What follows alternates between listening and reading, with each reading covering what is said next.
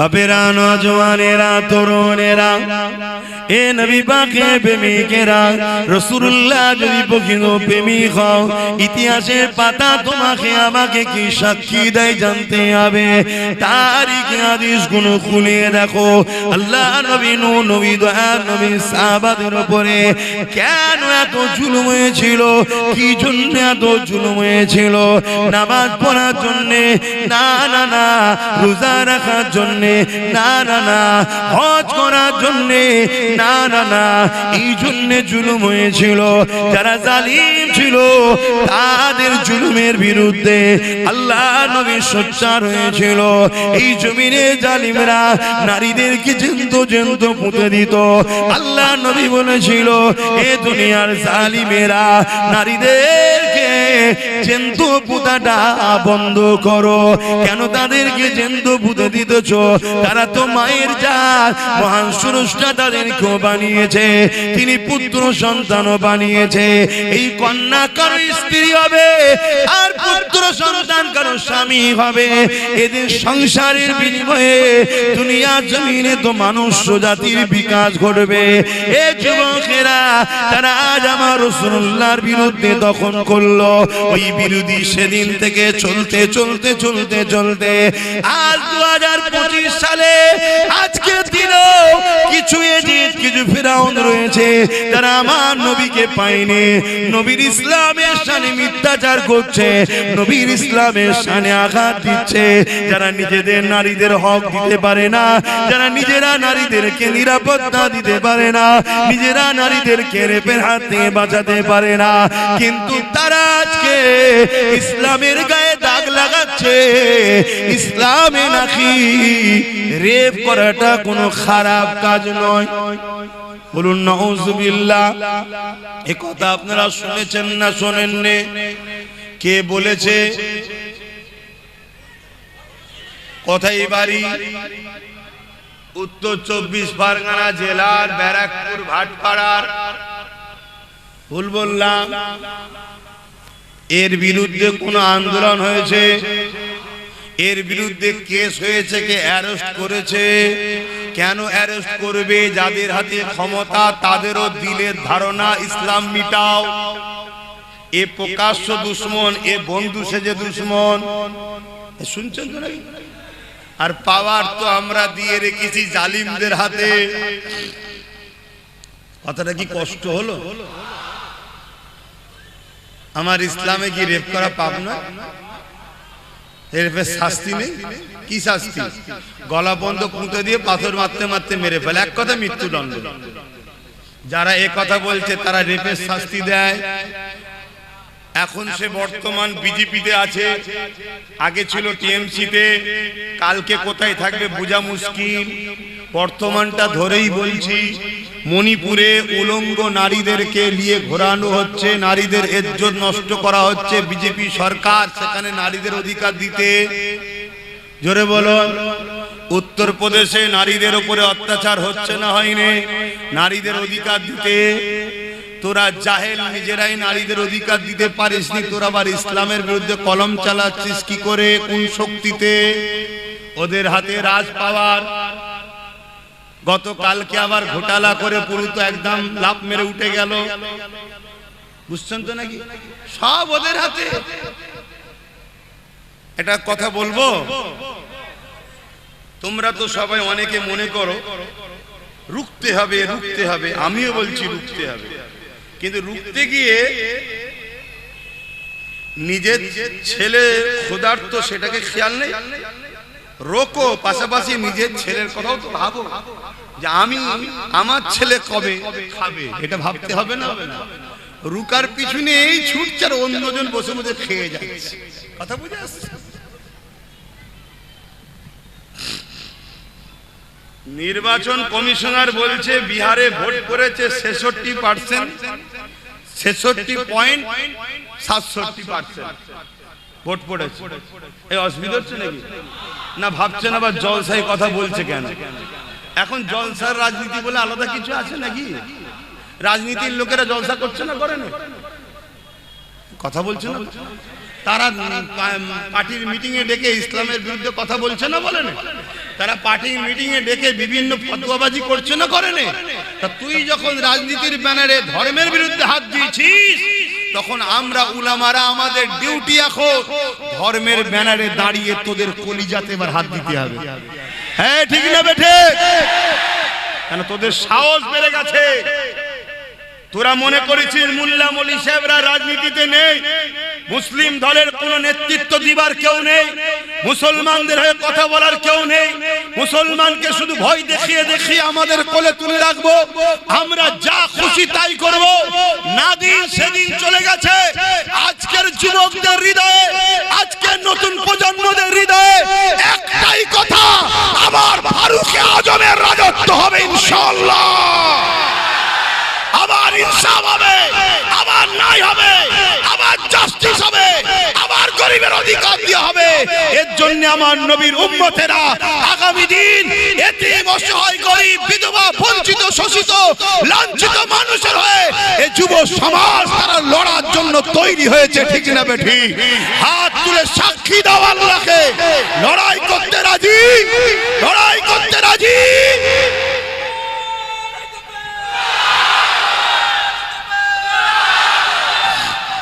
ভাইরা আমার, আল্লাহু আকবার। তাহলে কমিশন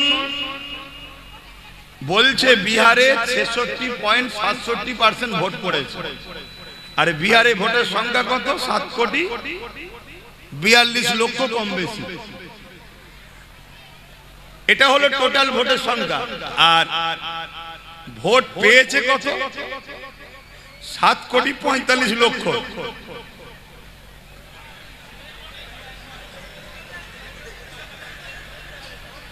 100% ভোট পড়েনি, পড়েছে কত? 67% ভোট পড়েছে। তাহলে 1 কোটি থেকে 67 লক্ষ হয়, তাহলে 7 কোটি যদি হয় 6-7 কে 42, মানে রাউন্ড ফিগারে বলছি 5 কোটি লোক ভোট দিয়েছে, আর ভোট পেয়েছে কত? 7,45,00,000। মানে টোটাল ভোট হচ্ছে 7,42,00,000। 100% যদি ভোট পড়তো তাহলে 7,42,00,000 ভোটার ভোট পড়তো। সেই জায়গায় 67% ভোট পেয়েছে। তারপরও 1,42,00,000 থেকেও বেশি 7,45,00,000 ভোট পেয়েছে। যারা এরকম করে চুরি করে তাদেরকে তোমরা রুখবে কি করে? আমি কি বুঝাচ্ছি, বুঝছো? তাহলে রুখতে হবে, রোখো। রুকার পক্ষে 100 বার আমি সহমত, রুকার পক্ষে 100% সহমত। কিন্তু বাপ, রুখতে গিয়ে নিজেকে যেন বিলীন করে দিও না, নিজের অস্তিত্বটাকে বাঁচাও। আমার এটা বক্তব্য। কথা বুঝে আসছে না? না কেন, কিভাবে ঘোটালা হচ্ছে বুঝতে পারছো? এই ঘোটালা সব জায়গাতেই হচ্ছে। এই কথাটা বিজখানে বললাম, অসুবিধা হলো। এটা জুলুম না ন্যায়? এটা জুলুম না? জুলুম নয়, কোনটা? জুলুম। এটা অন্যায়। যাক আসেন আবার ধর্মের আলোচনায় চলে আসি। আমার নবী পাকের সাহাবাদের উপরে জুলুমটা কেন হয়েছিল? অন্যায়ের বিরুদ্ধে কথা বলেছিল তিনারা, এতিমের পক্ষে কথা বলেছিল, মানবতার পক্ষে কথা বলেছিল, খোদার্থ মানুষের পক্ষে কথা বলেছিল, অসহায়ের পক্ষে কথা বলেছিল। এ যুবকেরা, তরুণেরা, তাওহীদের বাণীর পক্ষে কথা বলেছিল তিনারা। এই জন্য সাহাবা হুজুরদের উপরে জালিমরা বড় জুলুম করেছিল। কতটা জুলুম করেছে প্রথমেই বললাম। সাহাবা হুজুরদের পায়ে দড়ি বেঁধে, ওই ঘোড়ার পায়ে দড়ি বেঁধে দিয়েছে। ওই ঘোড়া দ্রুত ছুটতে লেগেছে। আর সাহাবা হুজুরদের মরুভূমির বাড়ির উপর দিয়ে টেনে টেনে নিয়ে যাচ্ছে। পিঠে চামড়াখানা ছিঁড়ে ছিঁড়ে কাঁধের কাছে জড়ো হয়ে যাচ্ছে। বালিকোনা কোনো পিঠেতে গেঁথে যাচ্ছে, রক্তাক্ত হতে লেগেছে। এ যুবকেরা, এরকম কষ্ট কি তোমাদের ওপরে হচ্ছে এখন? বলো বলো। কিন্তু আজ ঘুমাও, তোমার সন্তানদের উপরে এরকম জুলুম আসবে, আজ যদি তোমরা না জাগো, এখনো তোমরা এক মুঠো যদি হও, আল্লাহর জাত পাকের কসম করে বলছি, যার কুদরতিয়াতে আব্বাসের জান রয়েছে, ইনশাআল্লাহ এমন একটা জমিন আমরা করে রেখে যাব, যদি ফসল আমরা না খেতে পারি, মাঠটাকে চাষযোগ্য করে যাব, আমাদের বাচ্চারা ওই জমিনে চাষ করে ফসল খেতে পারবে ইনশাআল্লাহ। এ যুবকেরা, ঘাবড়ে যেও না গো, আল্লাহকে ভয় করো। কোথায় কি হচ্ছে দেখে লাভ নাই, তোমার মনের মধ্যে একটাই কথা থাকবে, আমি আমার আল্লাহর খুশির জন্য হক কথা বলবো, আমি আমার আল্লাহর রাজির জন্য নাই কথা বলবো, সন্তানের ভবিষ্যতের জন্য আমি সত্য পথে চলবো, আমি নিজের কিছু মেহনত করে নিজেকে প্রতিষ্ঠিত করব। কেননা পরের দোকানের কর্মচারী করা, পরের অফিসে চাকরি করা যে কোনো দিন আমায় বার করে দেবে। আর যদিও আমি ওখানে চাকরি করি, ওই চাকরির মাইনে বাড়তে বাড়তে বাড়তে শেষ জীবন পর্যন্ত যদি 50,000 1 লাখ টাকাও হয়, কিন্তু আমার পরে ওই জায়গাতে আমার ছেলে কিন্তু আর চান্স নাও পেতে পারে। আর আমি মেহনত করে ছোট্ট যদি একটা গুমটিও করে দিয়ে যেতে পারি, আজ আমার পরে ওই জায়গাতে আমার ছেলে কিন্তু মালিক হয়ে বসবে। এ যুবকেরা, তরুণেরা, ছেলে যদি চেষ্টা করে এক দোকান থেকে 10টা দোকান বাড়াতে পারবে। তাই বলে দিয়ে যায় আমার রাসূলুল্লাহ যেমন আমাদেরকে নামাজের কথা বলেছে, রোজার কথা বলেছে, হজের কথা বলেছে, দাড়ি টুপির কথা বলেছে, মানবতার কথা বলেছে, ইনসাফের কথা বলেছে, ইনসানিয়াতের কথা বলেছে, গরিব প্রেমের কথা বলেছে, খোদার্তদের খানা খাবার কথা বলেছে, ঠিক তেমন নবী আমার সাহাবাদের ধরে ধরে হাতে হাতে বিজনেস করার পলিসি, তারা কি হবার পলিসি আমার নবী শিখিয়েছে। আর পাশাপাশি জমিনের উপরে মাথা তুলে বেঁচে থাকার জন্য পাওয়ার রাজ ক্ষমতার কথাও শিখিয়েছে। আরো জোরে বলুন সুবহান।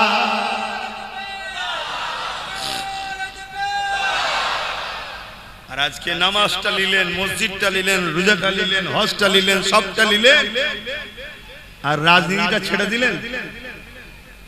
এটা তোমরা করো, আজকে ওরা করছে শুধু একা। আর আজকে আইন করছে ওয়াকাফ, কালা কানুন, মসজিদ ভাঙবো, মাদ্রাসা ভাঙবো, কবরস্থান ভাঙবো, ঈদগাহ ভাঙবো, কাদগা ভাঙবো। অলরেডি ভাঙছে। কোন পাওয়ারে ভাঙছে? যেটাকে ছেড়ে দিয়েছি আমরা। এক যুবকরা, কষ্ট হচ্ছে আমার কথা, অসুবিধা হচ্ছে। যেই হুজুরটাকে খালি খামাই নিয়ে এসছিস, বাপ ঠিকই বলেছি, যদি মনে হয় খালি খামাই নিয়ে এসছিস, পরের বার থেকে আনলেও তোরা আল্লাহ কারে এসিস নি বাপ। যদি আমাকে খারাপ লাগে, তুই তোর কাতারে থাক না বাপ, আমি আমার কাতারে থাকি নাকি? যার ভালো লাগবে 10 জনে যদি ভালো লাগে আমার কথা শুনবে, লোক বলবে 10 জন নিয়ে আপনি তাহলে কি করবেন? আমি কি করবো আমি জানি না তো, আমি চেষ্টা করব। ফায়সাল্লাহ তো আমার নয়, ফায়সাল্লাহ তো আল্লাহ। এই কথা বুঝছেন না? বুঝেন? এই তো সবাই মিলে এত চেষ্টা করলো, ভোট রয়েছে 7,42,00,000, পড়েছে কত? 7,45,00,000। কথা বুঝে আসছে না? আমার হলো চেষ্টা করা কাজ। ফায়সাল্লাহ কি হবে ওটা আমার দেখার দায়িত্ব, ওটা তো আল্লাহ জানে। হযরত ইব্রাহিম আলাইহিস সালামকে নমরুদ যখন আগুনে ফেলে দিল, ওই সময় বিশাল আগুন জ্বলতে লেগেছে। আমি জানি না তোমাদের কবিলা কি নামটা কত বড়, কতটা বড় আমি জানি না।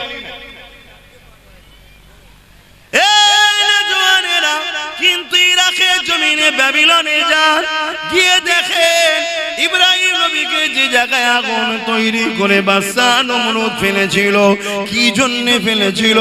বাদশা জুলুমের বিরুদ্ধে ইব্রাহিম নবী ছিল, বাদশা শিরকি রাস্তায় ছিল, অন্যায় রাস্তায় মানুষকে ডাকতো, বাদশা কুফরি রাস্তায় মানুষকে জোর করে ডাকতো, বাদশা মানুষের উপরে জুলুম করতো, বাদশা মানুষের উপরে অত্যাচার করতো, মানুষকে দাসী বানিয়ে দিয়ে তার দাসত্ব মানুষকে করাতো। এই সময় ইব্রাহিম নবী জালিম নমরুদের বিরুদ্ধে যখন কথা বলতেছিল, ইব্রাহিম নবীকে অনেক দিক দিয়ে নমরুদ হত্যা করার চেষ্টা করেছে, কোন দিক দিয়ে যখন পারেনি, ইব্রাহিম নবীকে নমরুদ বিশাল আগুন তৈরি করে ওই আগুনের কুণ্ডুতে ইব্রাহিম নবীকে ফেলে দিয়েছে। ইব্রাহিম নবী ওই আগুনের কুণ্ডুতে যখন পড়তে লেগেছে, আমার আল্লাহ পাক বলেছিলেন এই আগুন ইব্রাহিমের জন্য আরামদায়ক ঠান্ডা হয়ে যাও গো, সঙ্গে সঙ্গে ফুলের বাগান তৈরি হয়ে যায়। চারিদিকে আগুন, বিচখানে ফুলের বাগান তৈরি হয়ে গেল। তার মধ্যে ইব্রাহিম নবী খুঁজছে ফিরছে, আল্লাহর জান্নাতি নিয়ামত খেতে লেগেছে। অনেক বড় কথা, আমি ওদিকে যাচ্ছি না, আমি যে বিষয়টা আমার যুবকদেরকে, মায়েদের বাপেদেরকে বোঝাচ্ছি, এ যুবকেরা মন দিয়ে শোনো। ওই সময় দেখা যায় দুটো আল্লাহর মখলুক, একজন চোঁচে করে পানি নিয়ে এসেছে, ইব্রাহিম নবীর আগুনে দেবে যাতে করে আগুনটা নিভিয়ে যায়। এত কম পানি তার চোঁচে রয়েছে, যার নাম হলো আজনায়, যে কিনা 2-4-5 ফুট হয়তো পানি হবে। ওই পানিতে ইব্রাহিম নবীর আগুন কি কোনোদিন বন্ধ হবে মনে হয়? একটা বিশাল গ্রামের মতো এলাকায় আগুন জ্বলছে, এই মাঠটার মতো নয়, বিশাল বড় একটা এলাকা, একটা গ্রাম, এত বড় এলাকা গর্ত করা আছে, সেই জায়গাতে আগুন ধরিয়েছিল।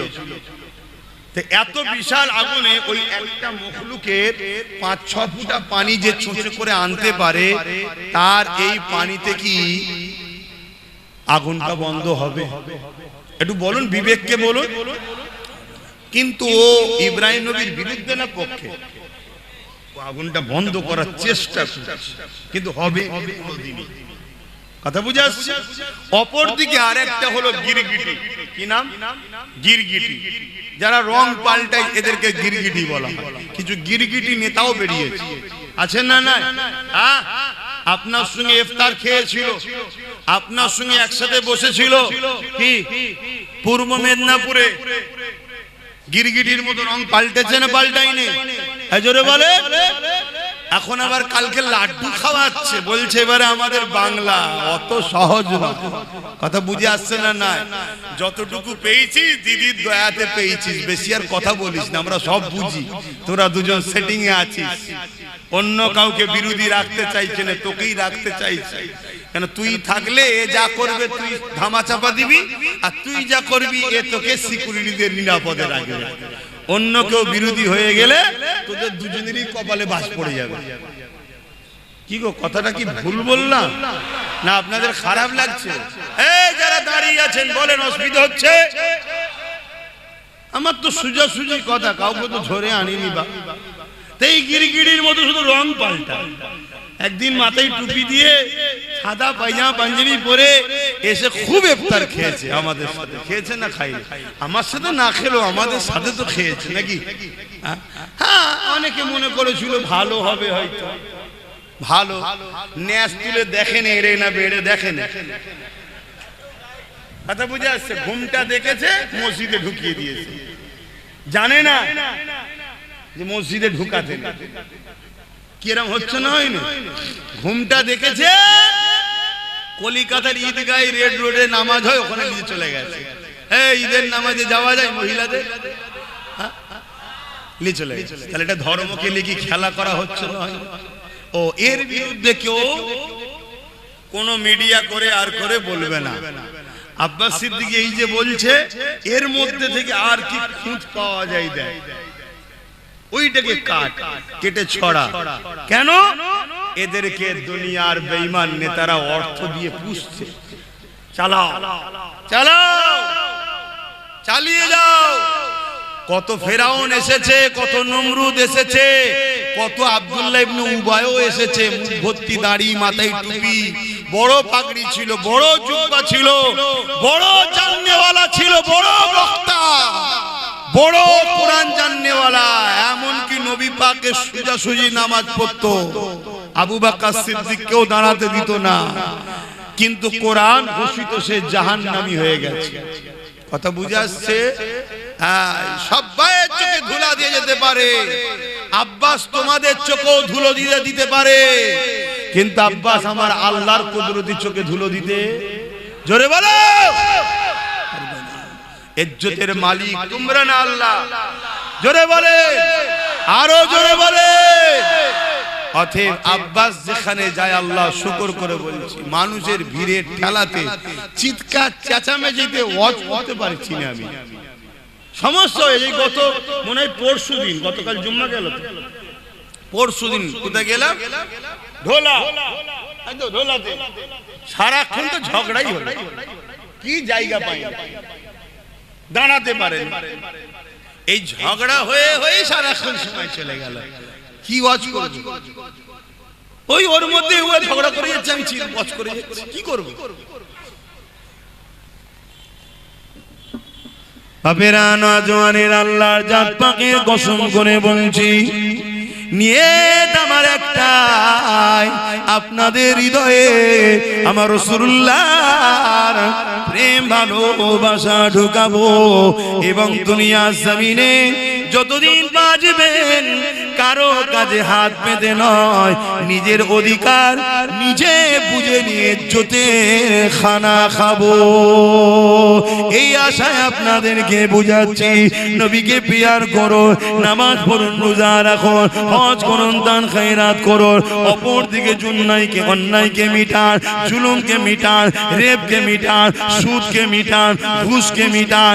এ যুবকেরা এখন মিটাতে গেলে যে পাওয়ার দরকার, ওই পাওয়ারটার নাম হলো রাজনীতি। ফু দিয়ে সুদ বন্ধ হয়নি, ফু দিয়ে ঘুষ বন্ধ হয়নি, এমন করে রেপ জেনা ব্যভিচারী বন্ধ করা যায় না। এর জন্য আইন তৈরি করতে হবে, যারা রেপ করবে তাদের জন্য এই শাস্তি হবে, যারা সুদের কারবার করবে, যারা এমন করে ঘুষ খাবে তাদের জন্য এই শাস্তি হবে। ধরা পড়লে সঙ্গে সঙ্গে তাকে সাসপেন্ড জীবনের মতো করে দেওয়া হবে। এইভাবে ২-১০টাকে করলে এই সমাজে রেপ বন্ধ হয়ে যাবে, এই সমাজে ঘুষ বন্ধ হয়ে যাবে। আজকের দিনে সবচেয়ে মারাত্মক ভয়ানক জিনিস যেটা মানুষকে কুড়ে কুড়ে খাচ্ছে, নেশা, নেশা, নেশা। এই নেশাকে বন্ধ করা দরকার। সেই নেশাটা মদ হতে পারে, সেই নেশাটা গাঁজা হতে পারে, সেই নেশাটা অন্য কিছু হতে পারে, কিন্তু দুঃখের বিষয় বলতে হয় আজকে সরকার যখন মদের ডিলার লায়, সরকার যখন মদ বিক্রিতে নম্বর 1 হয়ে গর্ব করে, সেই সমাজে মাতালকে কখনো রুকা সম্ভব নয়। এই মদের কারণে ক্রাইম হচ্ছে, এই মদের কারণে নারীরা ডিভোর্স হচ্ছে, এই মদের কারণে অ্যাক্সিডেন্ট হচ্ছে, এই মদের কারণে আজ আমার তিলক তোমার বোনটা রেপ হয়ে গেল, এই মদের কারণে আজ তামান্নাকে বোম মেরে মেরে দেওয়া হলো। এই মদ এত খাতারনাক জিনিস, এই মদকে বন্ধ করা এটা আমাদের দায়িত্ব আছে না? না, এই মদকে বন্ধ করবেন কি করে? মুসলিম সমাজ যাতে মদে আসক্ত হয়, গভর্নমেন্ট কি করছে শোনেন, মুসলমান এলাকা দেখে দেখে মদের লাইসেন্স দিচ্ছে। ফুরফুরা শরীফে চলে যান, ঢুকার 4-5টা রাস্তা আছে, প্রতিটা রাস্তার ঢুকার মুখে মুখে মুখে মুখে একটা করে মদের দোকানের লাইসেন্স দিয়েছে, সেখানে মদের বিক্রি হচ্ছে। চলে যান একটা পবিত্র তীর্থভূমি, ভারতবর্ষের ২য় বৃহত্তম তীর্থভূমি, যে ধর্মে ইসলামে মদকে হারাম করা হয়েছে, সেই ধর্মের স্থানের ঢুকার মুখে মুখে মুখে মুখে মদের লাইসেন্স দিয়ে দিয়েছে। আপনারাও মুসলমান এলাকা কোনো খেয়াল করে দেখবেন, আমার কথা মিলার, মুসলিম এলাকায় মদের দোকান হচ্ছে, মুসলিম এলাকায় ফাংশন হচ্ছে, মুসলিম এলাকায় জুয়ার আড্ডা বসছে, মুসলিম এলাকায় নাচের আড্ডা বসছে, মুসলিম এলাকায় এমন করে সুদের কারবারের ব্যবস্থা তৈরি হচ্ছে। কেন করা হচ্ছে? সরকার জানে, সরকারের পিছনে অনেক মাওলানা রয়েছে যারা সরকারকে বুদ্ধি দিচ্ছে, এদেরকে মিটাতে গেলে এদেরকে আল্লাহ থেকে সরাতে হবে, এদেরকে রাসূলের থেকে সরাতে হবে। সরাতে গেলে ডাইরেক্ট যদি বলেন আপনাকে বক্সিং মেরে নাক ফাটিয়ে দেবে, ওটা করবেন না। এদেরকে মদে ঢুকিয়ে দেন, এদেরকে গানে ঢুকিয়ে দেন, এদেরকে ফাংশনে ঢুকিয়ে দেন, এদেরকে সুদে ঢুকিয়ে দেন, এদেরকে লোনে ঢুকিয়ে দেন। একদিকে এদেরকে গরিব বানান, অপরদিকে এদেরকে অল্প পয়সায় লোন দেন। যখনই সুদ নেবে, কাবার সামনে মায়ের সঙ্গে জিনা করার সমান পাপ হবে, তখন এরা আল্লাহ রসুলের থেকে সরে যাবে। আল্লাহ রসুলের দয়া মায়া যখন এদের থেকে সরে যাবে, তখন এদেরকে যখন আপনারা কতল করবেন, আল্লাহ সাহায্য করবে না। বদরের মতো এরা জিততে পারবে না। এ আমার জাতি, এ আমার কওম, তোমাদেরকে মেরে ফেলার প্ল্যান চলছে। তোমাদেরকে আল্লাহ রসুল থেকে প্রথম সরাবে, তারপরে তোমাদের ঈমানকে লুটবে, তারপরে তোমাদেরকে কতলেআম করবে। তোমাদের কোনো সাহায্যকারী তোমরা পাবে না। যতগুলো মুসলিম নেতা দেখছো, এরা একটা কেউ কথা বলে না, এরা একটা কেউ জবান খোলে না। এরা শুধু যে হুজুর যে হুজুর যে হুজুর করে নিজের গদিটা টিকিয়ে রাখার জন্য। এই রকম একটা জায়গায় দাঁড়িয়ে আজ যখন দাদা পীরের চতুর্থ প্রজন্ম হয়ে আমি জানকে বাজি লাগিয়ে আজ যখন আমার সমাজকে জাগায়, আজ যখন আমার সমাজকে বুঝায়, আজ যখন সমাজকে ভাবাতে লেগেছি, ওরে আমার সমাজ রে, তোর সরকার তোকে আল্লাহ রসুলের থেকে সরাবার কি পরিকল্পনা করেছে দেখ। এক তো সরকারের কাজ নয় মসজিদ মন্দির করা, ট্যাক্সের পয়সায় দিঘাতে মন্দির করলো, যা তা ধর্ম যা পারছে করগে যা। আবার ওই মন্দিরের প্রসাদ রেশনের দ্বারা তোদেরকে খাইয়ে বেঈমান বানাবার প্ল্যান তোদের সরকার তৈরি করছে। এরা তোদেরকে মিটাতে চায়। তোদের অন্তরে ঈমান থাকলে, তোদের পেটে হালাল খাদ্য গেলে, আজকের এই ফেরাউনরা জানে এরা কখনো বিজয় লাভ করতে পারবে না। হতে পারে পুলিশ ওদের দিকে, হতে পারে মিলিটারি ওদের দিকে, হতে পারে সেনামন্ত্রী ওদের দিকে, কিন্তু আমাদের যদি ঈমান থাকে, আল্লাহ সাহায্য যখন আসবে, এক মঈনুদ্দিন ভারতে কামিয়াবি হয়েছে। আরো জোরে বলুন সুবহানাল্লাহ।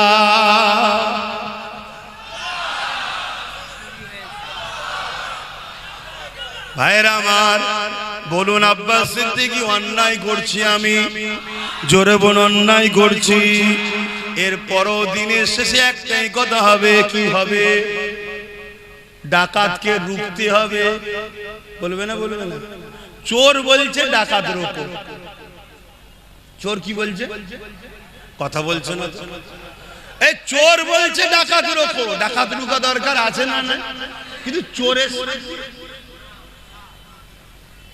কথা বুঝছো না তো? চোরের সাথে ডাকাত ঢুকা যায়?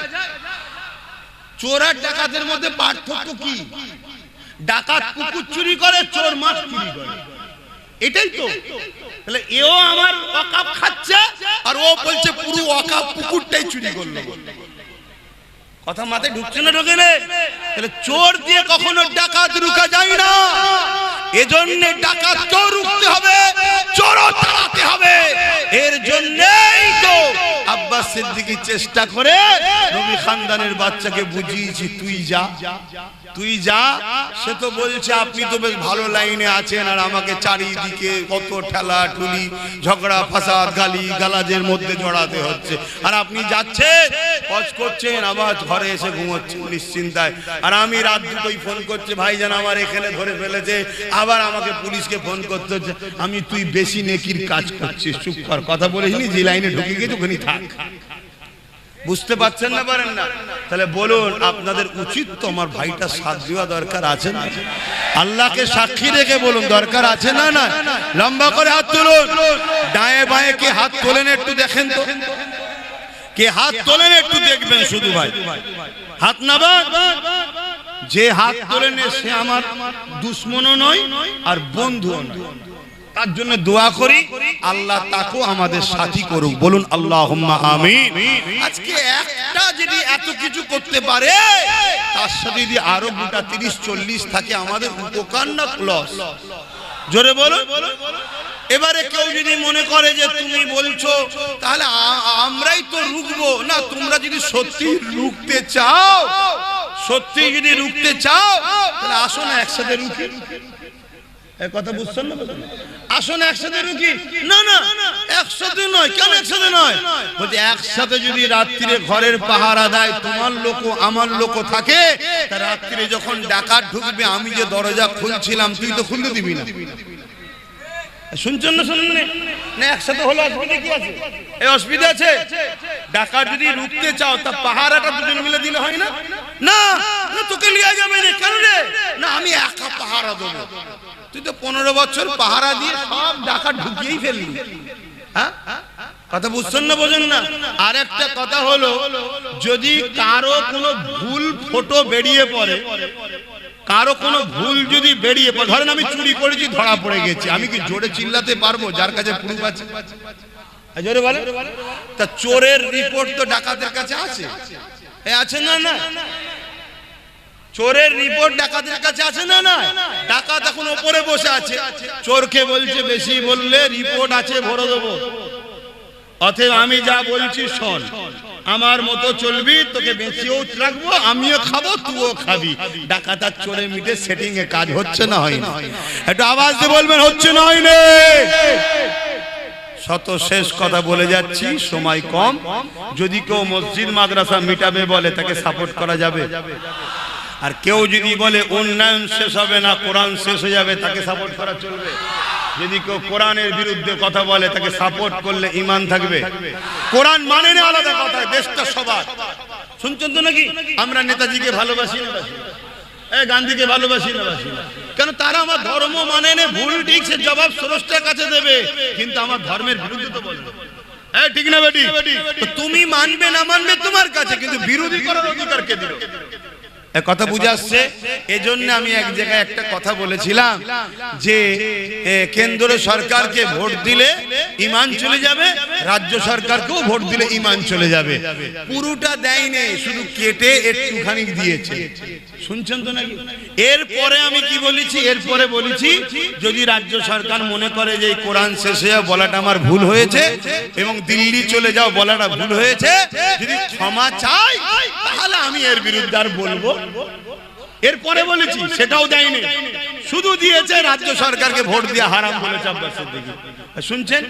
আবার একটা বুজুর্গ লোকের বক্তব্য আমার সঙ্গে সেটিং করেছে, করে বলছে একজন বুজুর্গ বলছে দিয়া যাবে, আরেকজন বলছে দিয়া যাবে না। বুজুর্গ বলেছে মসজিদে দান করো। বুজুর্গ কি বলেছে? মসজিদে দান করো। দান করতে হবে না? হবে না।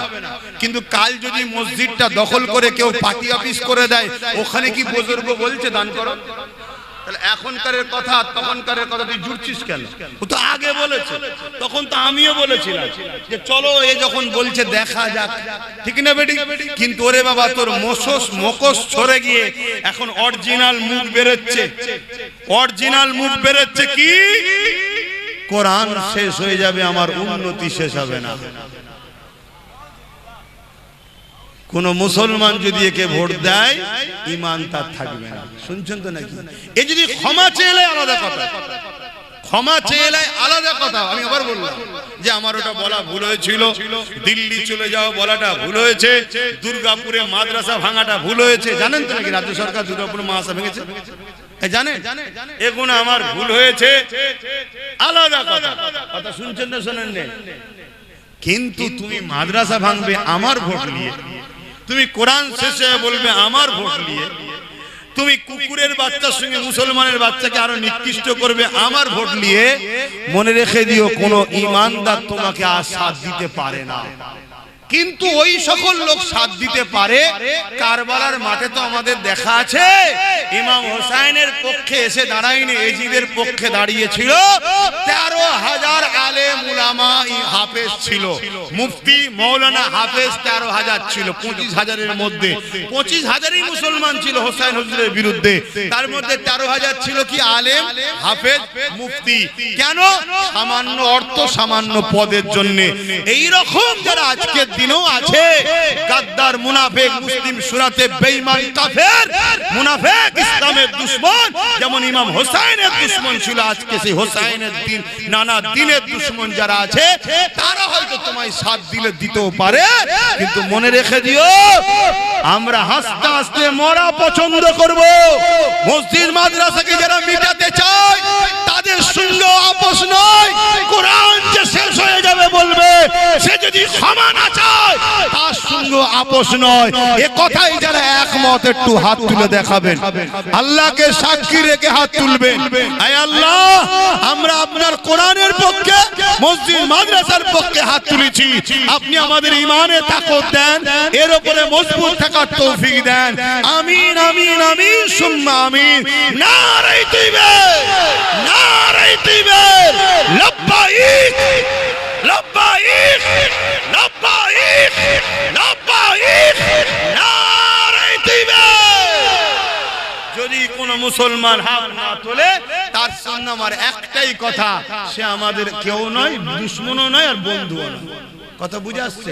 শেষ কথা বলে যাচ্ছি, এখন সময় কম, আজান নামাজ পড়তে হবে, তাই আমি আর কথা বাড়াচ্ছি না।